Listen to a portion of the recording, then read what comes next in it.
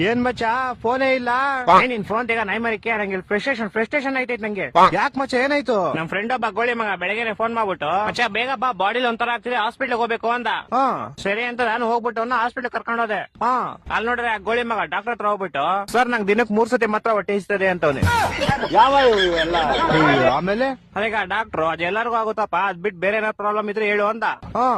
ಅದಕ್ಕೆ ಗೋಳಿ ಮಗ ಸರ್ ನಂಗೆ ಬರೀ ನೈಟ್ ಮಾತ್ರ ನಿದ್ದೆ ಬರುತ್ತೆ ಅಂತವ್ನೆ. ಆ ಡಾಕ್ಟ್ರು ನನ್ ಮಗ ನೋಡ್ತಾವನೆ ಎಂತ ಗೋಳಿ ಮಂಗ ಕರ್ಕೊಂಡ್ ಬಂದಿದ್ಯಾ ಅಂತ. ಅಯ್ಯೋ ಮತ್ತೆ ಕರ್ಕೊಂಬಂದ್ಬಿಟ್ಟೆ ಶಿಶುನ್ ಹೆಂಗ ಆಚೆಗೆ. ಆಚೆ ಬಂದ್ಬಿಟ್ಟು ಶಿಶು ಹಾಸ್ಪಿಟ್ಲ್ ಎಲ್ಲ ಫುಲ್ ನೋಡ್ಬಿಟ್ಟು ಮಚ್ಚ ಈ ಹಾಸ್ಪಿಟ್ಲ್ ನಂಗೆ ತುಂಬಾ ಸ್ಪೆಷಲ್ ಅಂದ. ಏನೋ ಸ್ಪೆಷಲ್ ಅಂದ್ರೆ ಮಜಾ ಈ ಹಾಸ್ಪಿಟಲ್ ಹುಟ್ಟಿದ್ದು ಅಂದ. ಅದ್ರಲ್ಲಿ ಸ್ಪೆಷಲ್ ಐತಂತೆ. ನಾನು ಸೇಮ್ ಕ್ವಶನ್ ಕೇಳ್ದಪ್ಪ. ಮಚ್ಚ ನಾನ್ ಚಿಕ್ಕ ವಯಸ್ಸಲ್ಲೇ ಹುಟ್ಬಿಟ್ಟೆ ಅದೇ ಸ್ಪೆಷಲ್ ಅಂತ. ನನ್ನ ಮಕ್ಕಳು ಒಂದೊಂದಲ್ಲ ಅದ್ ಬಿಡಪ್ಪ ಹೋಗ್ಲಿ. ಮಚ್ಚೆ ಹುಟ್ಟಿದ ತಕ್ಷಣ ನಂಗೊಂದ್ ಸೀಕ್ರೆಟ್ ಗೊತ್ತಾಯ್ತು ಅಂದ. ಏನ್ ಸೀಕ್ರೆಟ್ ಅಂದ್ರೆ ಮಚ್ಚೆ ಹುಟ್ಟಿದ ತಕ್ಷಣ ನೋಡ್ತೀನಿ ನೋಡಿದ್ರೆ ನಮ್ಮ ಅಮ್ಮ ಲೇಡೀಸು ನಮ್ಮ ಅಪ್ಪ ಜೆಂಟ್ಸು ಅಂತ. ಹೊಟ್ಟೆ ಎಷ್ಟು ಉರ್ಸ್ತಾವ್ರೋ ಆ ಪಕ್ವತ್ನ ನೋಡಿದ್ರೆ. ಮಚ್ಚ ಬಂದ ತಾಳ ಅವನೇ ಬಂದ. ಮಚ್ಚ ಏನ ಮಚ್ಚ ಗಾಡಿ ಏನೋ ಪ್ರಾಬ್ಲಮ್ ಆಗ್ಬಿಡೈತ್ ಮಚ್ಚ. ಏನಾಯ್ತಾ?